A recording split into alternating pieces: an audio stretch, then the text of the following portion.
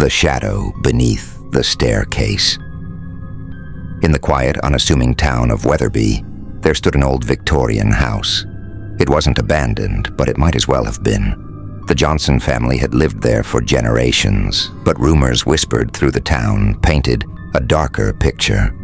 Children claimed to see shadows in the windows, even when no one was home. Adults spoke of strange sounds emanating from the house late at night, a faint whispering, almost like pleading, that could chill the bravest of souls.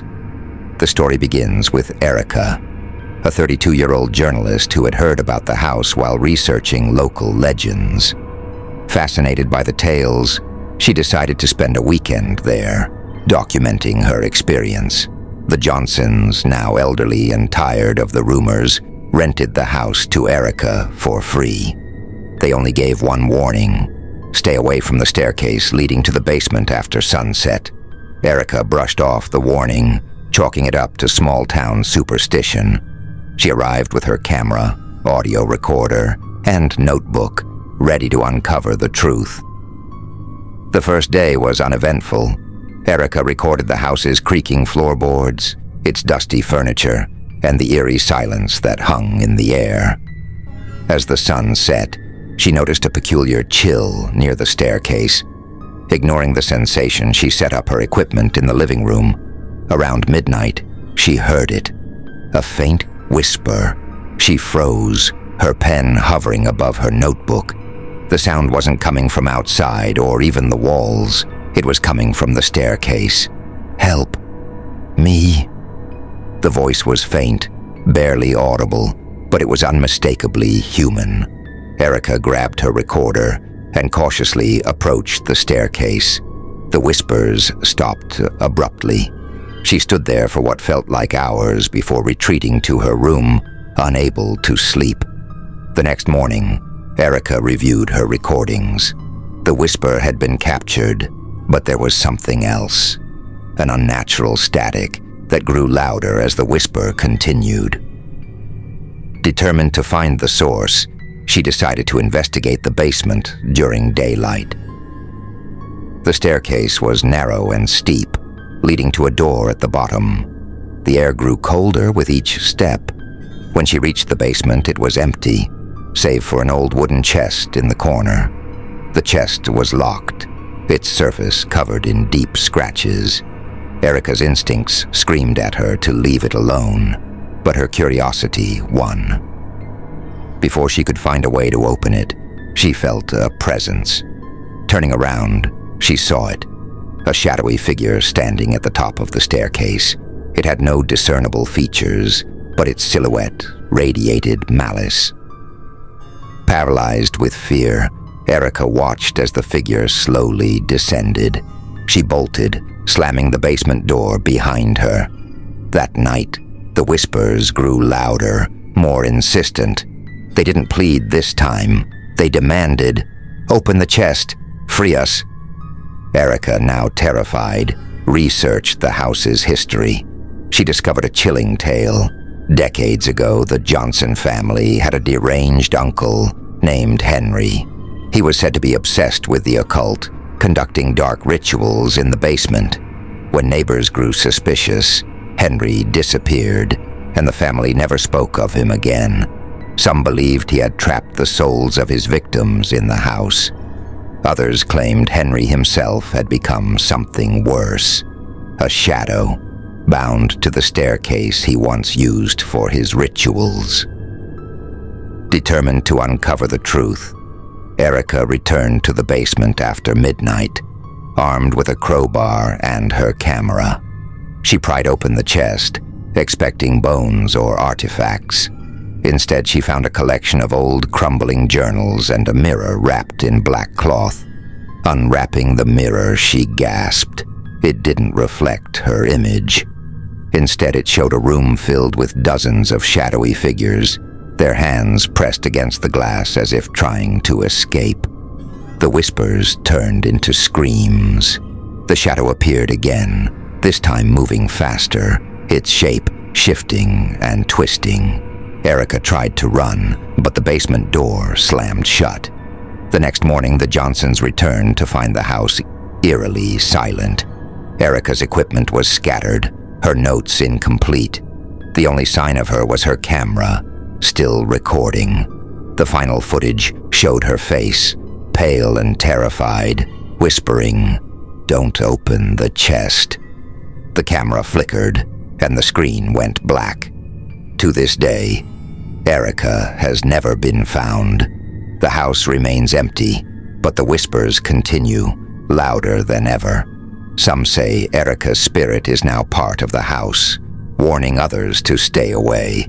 But if you ever find yourself near Weatherby and hear a faint whisper from the shadows, you might just find out the truth for yourself. Erica's disappearance became a sensation in the small town of Weatherby. The police investigated the house but found no signs of her, except for her camera. Locals, however, knew better. They whispered about the house being cursed, and no one dared step foot inside again. But one person couldn't let the story go. Ethan Parker, Erica's younger brother. A private investigator with a stubborn streak, Ethan refused to believe his sister had simply vanished. He decided to find her, no matter what. Ethan arrived at the Johnson house late one afternoon. The air around the house was stifling, and the overgrown garden seemed alive, almost as if it were watching him. Armed with a flashlight, a journal, and Erica's notes from her previous visit, he stepped inside. The house felt wrong immediately. The air was heavy, and the faint smell of burnt wood lingered. Erica's equipment was still scattered across the living room, untouched since her disappearance. On the dining table, he found her notebook, open to a chilling entry. "The chest is the key. The mirror is a prison. The shadows want to escape." Ethan decided to stay the night.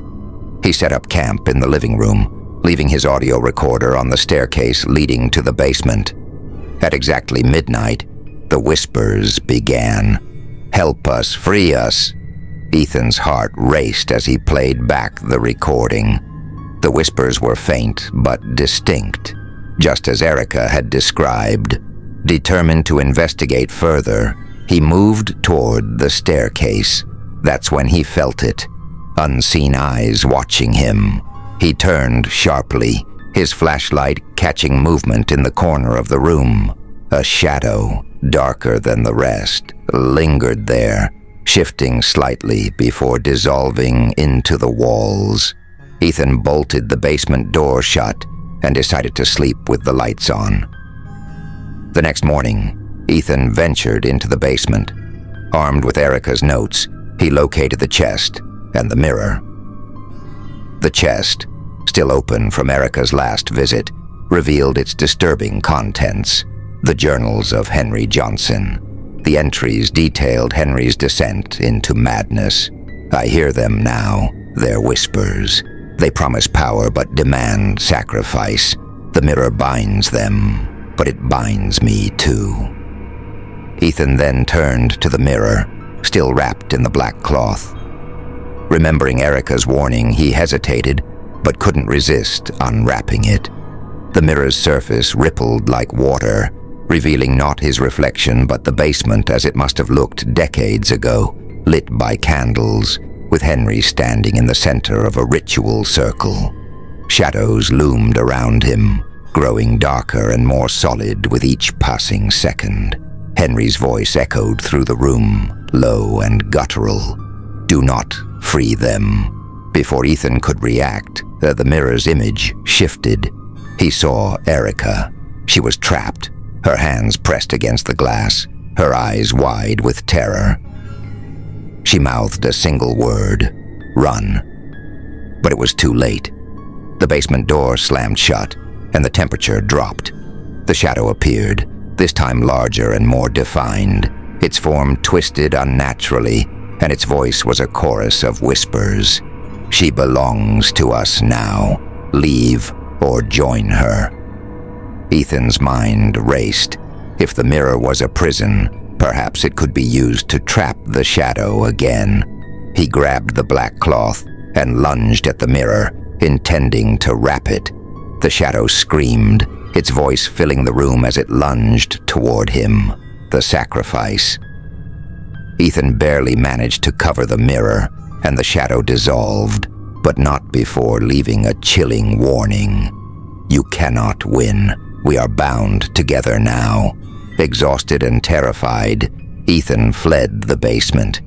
But as he reached the living room, he realized something horrifying. His reflection in a nearby window wasn't his own. It was Henry's.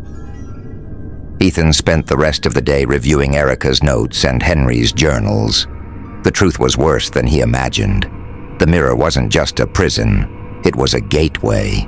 Henry had tried to trap the shadows, but had inadvertently bound his soul to the mirror as well. Erica hadn't been taken. She had become part of the mirror's world, just as Henry had. And now, so had Ethan. As night fell, Ethan felt the shadows closing in. The whispers grew louder, now calling his name. Desperate, he smashed the mirror, hoping to break the curse, but the shards reflected dozens of shadowy figures, each smiling wickedly. One by one, they stepped out of the glass. The Johnson house stands empty once again, but locals report seeing strange lights flickering inside at night. Some claim they hear whispers calling their names, and if you peer into any reflective surface within the house, you might catch a glimpse of Ethan, staring back, his mouth silently mouthing the same warning as Erica's, "Don't open the chest." The Johnson house became the town's dark secret once again, locked away from the world. But Ethan's disappearance didn't go unnoticed. Weeks passed, and his fiancée, Emily, grew desperate. Emily was no stranger to fear, but love often drives people to face their deepest terrors. Armed with a map of the house and the fragmented notes Ethan had shared before his investigation, Emily decided to enter the house herself. Emily arrived at the house under the cover of dusk. A storm brewed in the distance, the rumble of thunder adding to the oppressive atmosphere. Her heart pounded as she crossed the threshold, the air immediately feeling heavier, almost suffocating. She carried a bag with salt, candles, and a small mirror, tools she'd read about in paranormal forums. Her plan was simple: find Ethan and leave. She wasn't there to fight or confront whatever dark forces lingered, but the house had other plans. As Emily stepped into the living room, the familiar chill washed over her. Ethan's belongings were still scattered across the room, untouched. A sudden crash from the kitchen made her jump. She hesitated but moved toward the sound. The kitchen was empty, but the air felt colder. On the table was a piece of broken glass, a shard from the cursed mirror. Emily picked it up, and as she did, her vision blurred. For a split second, she saw Ethan, trapped in a dark, featureless space, banging against an invisible barrier.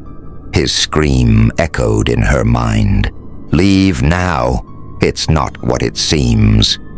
The vision ended, and Emily dropped the shard, her hands trembling. Determined, Emily headed for the basement. The staircase groaned under her weight, and the whispers began to surround her.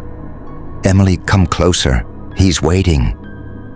She lit a candle, the small flame flickering violently, as if trying to resist the darkness. As she descended, she felt the walls closing in, the shadows growing thicker. At the bottom of the stairs, she saw the chest, still open, and the remnants of the mirror scattered across the floor. The black cloth lay nearby, torn and useless. Suddenly, a shadow emerged from the corner. It wasn't like the ones described in Ethan's notes. It was larger, its edges crackling with energy, its form almost humanoid. It spoke in a voice that was both many and one. "You cannot take him. He belongs to us. And now, so do you." Emily steadied herself, remembering the salt in her bag. She quickly formed a circle around herself and held up her mirror. The shadow recoiled slightly, but its laughter filled the room. "A mirror won't save you," it hissed. "You've already crossed the threshold. The moment you stepped inside, you became ours." But Emily wasn't giving up. "What do you want?" she shouted. The shadow paused, as if amused. "Freedom. The mirror's shards still bind us, scattered but whole in their curse. Gather them, and we will let you leave. Refuse, and you will join him." Emily knew it was a trap, but she had no choice. If there was even a chance to save Ethan, she had to try. The house seemed to come alive as Emily began her search. Each shard was hidden in a different room, and retrieving them came with challenges. 1. The bedroom shard. The first shard was embedded in the bedroom mirror. As Emily approached, her reflection warped, her face twisting into a grotesque grin. A voice whispered from the mirror, "Do you see yourself, or the monster you'll become?" She smashed the mirror with a candlestick, retrieving the shard as her reflection screamed. 2. The attic shard. The second shard was in the attic, buried beneath a pile of old dolls. As she dug through them, their glass eyes seemed to follow her every move. One doll suddenly moved, its head snapping toward her, whispering, "Play with us." Emily ignored it, grabbing the shard and fleeing as the dolls began to move. 3. The basement shard. The final shard was in the basement, but retrieving it meant facing the shadow again. It loomed over her, larger and more menacing than before. "You're too late," it snarled. Emily hurled salt at the shadow, its form flickering but not disappearing. She grabbed the last shard and bolted upstairs, her candle barely illuminating the way. In the living room, Emily laid out the shards. Using black wax from her candle, she pieced them together. The moment the mirror was whole, the air in the house shifted. The shadows screamed, their forms twisting and collapsing as they were sucked back into the mirror. But the mirror began to glow, its surface rippling. From within, Ethan's face appeared, his hands pressing against the glass. "Emily," he shouted, "smash it now." She hesitated. If she destroyed the mirror, would Ethan escape? Before she could decide, the shadow reappeared, its form unstable but vengeful. "You cannot win," it roared. With no time to think, Emily grabbed the mirror and threw it against the floor. It shattered into countless pieces, a blinding light filling the room. The shadow let out a deafening scream before vanishing entirely. When the light faded, Emily looked around. The house was silent. The oppressive air was gone. But so was Ethan. Emily left the house, the shards of the mirror scattered across the floor. She never saw Ethan again, but she swore she could feel his presence sometimes, in reflections or in the corner of her eye. The Johnson house now sits abandoned, a warning to all who dare enter. The townsfolk say the shadows are gone, but late at night, some claim to see a woman's silhouette in the windows, holding a broken mirror and whispering, "It's not over." Emily returned to her home after destroying the cursed mirror, but the victory felt hollow. Ethan was still missing, and a strange sense of unease followed her. The Johnson house may have been silenced, but Emily's ordeal was far from over. She started noticing small changes, faint whispers in the dead of night, flickers of movement in the corners of mirrors, and an unbearable sense of being watched. It was as if the house's curse had followed her. A week after leaving the Johnson house, Emily woke up to find a shard of the mirror on her bedside table. She was certain she had left every piece behind. Yet this fragment glimmered faintly, its surface rippling like water. When she touched it, her vision blurred. She was no longer in her bedroom, but standing in the Johnson house basement. Ethan's voice echoed around her, desperate and broken. "They lied to you, Emily. It's not over. The mirror wasn't destroyed. It's in you." She woke up screaming, the shard still in her hand. The shard wasn't just a remnant, it was a piece of the curse. Over the following days, Emily experienced increasingly disturbing phenomena. Reflections betrayed her. Every reflective surface showed glimpses of Ethan, his eyes hollow, and his mouth silently screaming. The whispers grew louder. They called her name incessantly, pleading for her to return to the house. Objects moved. Her furniture would rearrange itself, forming a circle in the middle of her living room each night.